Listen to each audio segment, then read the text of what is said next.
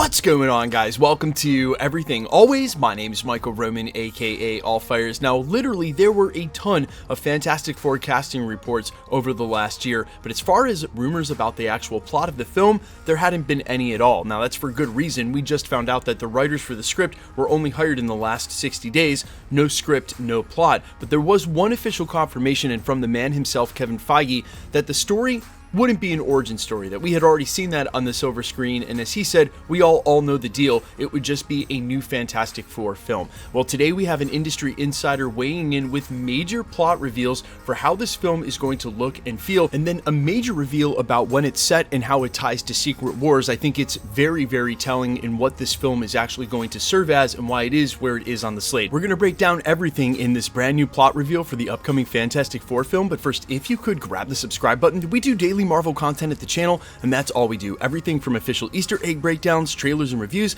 to the occasional industry insider report and everything in between. So if that sort of thing's for you, hit the subscribe button, leave a comment down below. That will automatically enter you to win our ongoing PS5 giveaway, which we are right around the corner from. If you want, stick around to the end of the video. We'll get into all the giveaway stuff again there. Okay, so this new reveal comes to us from none other than Daniel Richtman. You can find him over on Twitter at DanielRPK. He's an excellent follow for public updates, not only just MCU stuff, really breaking across the entire Hollywood industry. He has a series of reveals now about the upcoming Fantastic Four film, the first of which is that the film will actually be set in the 60s. Now keep in mind what I just mentioned in the prologue, because it's also one of the details on this list. This won't be an origin film, but they're already doing something different and taking the team and putting it back in the original setting from the comics. But the obvious question is, if this is our own 616 60s, why in the world has there been no mention or record of the Fantastic Four anywhere in our own timeline?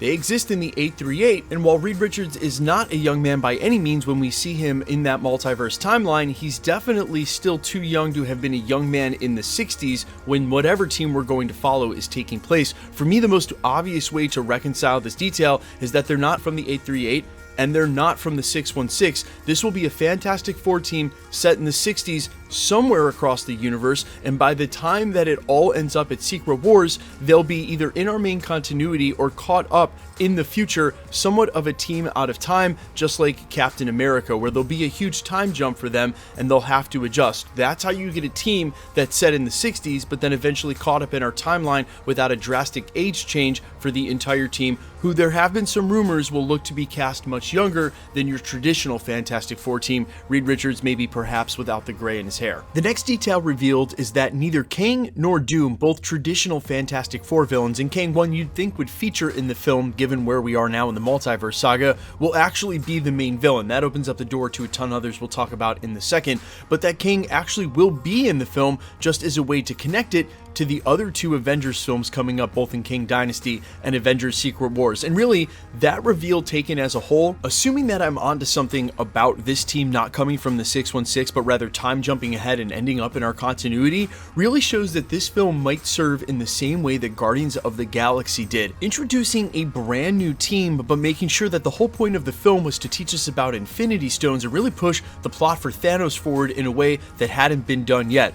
It could do the same thing in this film, really fill in some of the blanks for Kang in a way that we know what's going on across the multiverse after his upcoming appearance in Ant-Man and the Wasp: Quantumania, but also show us one other plot vehicle, one device, one thing that they'll need or use to defeat Kang going forward into Avengers Secret Wars. And again, if I'm right about them being from a different continuity, which keep in mind, this is only because if it's going to be set in the 60s, it would be very hard to explain why there wasn't any reference or record of them at all, and you could. There are ways saying, hey, working top secret alongside Hank Pym using the quantum realm already discovered time travel, but for me that actually makes the opposite argument, because someone would have files of something on record, something like S.H.I.E.L.D. and or Stark, and maybe it's revealed eventually that that technology was something that Pym was working on, but pointing directly to Hank Pym and his story arc, he really only mentions and shows remorse for his wife Janet Van Dyne getting lost in the quantum realm. If there had been a separate team like the Fantastic Four he had been working with and lost them as well, you would imagine he would have mentioned this before now. So I don't expect them to come out of left field, have some major retcon reveal that the Fantastic Four had already existed in the 60s in our timeline. Much more likely the case they're coming from a separate timeline, a separate part of the multiverse. And if the parallelism is actually there, the one I just mentioned between this film and Guardians, the role it would serve, introducing something that needs to push the plot forward and that they need to eventually defeat or will become the main focus of the team in the film, I think that's going to be multiversal travel, and let me explain. This is an idea and something we're already introduced to via America Chavez, but hers is a superpower, something intrinsic to her. There are obviously technological ways to do this as well, as pointed to by He Who Remains when he talked about Nathaniel Richards, a distant relative of Reed Richards, finally coming across that multiversal travel ability. Reed Richards may be on the path to doing so, but because of what's now taken place with He Who Remains and the breaking of the timeline, whatever technology his team is working on in the 60s actually may achieve multiverse travel, and maybe by accident, again because of the precedent set. That's something we already saw in Spider-Man No Way Home, when the spell that Doctor Strange does from Peter is a spell that he's done before, but this time doesn't work, maybe because of Peter's interference, but maybe also based on what Kevin Feige and the writers said, because the multiverse is now breaking apart based on what happened with He Who Remains. And it's that exact multiverse breaking which may lead a Reed Richards somewhere across the multiverse, call it 848, in the 60s setting, working on a multiverse travel device, someone that his distant relative in the future will actually achieve, but he gets to achieve it now because of the state of the multiverse. And that's how they'll be able to bring in a Fantastic Four team into our current timeline that's originally set in the 60s without telling an origin story, as by the time we catch up with them, they will have already been an established team.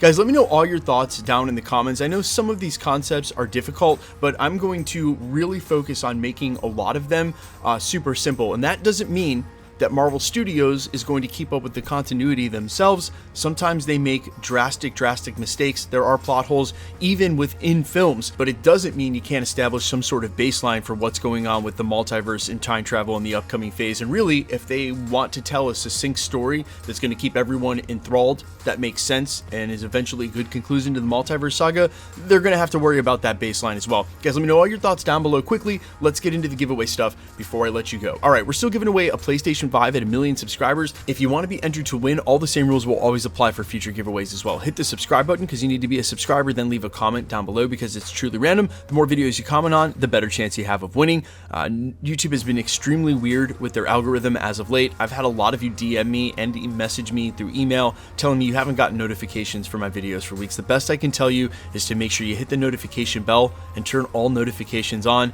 YouTube seems to have done an algorithm flush, so to speak, and I'm sorry some of you aren't getting the notifications from my videos, but no worries, I'm still posting daily, so come by the channel. My name is Michael Roman. You can find me in a couple of places, Instagram and Twitter at IamFires. You can also find me on Spotify, YouTube, Amazon, Apple, iTunes, and Old Zune, your FM radio, under the name All Fires. Yes, I mean it, your FM radio. Currently one of my songs, Make an Entrance, is playing on several stations across the US.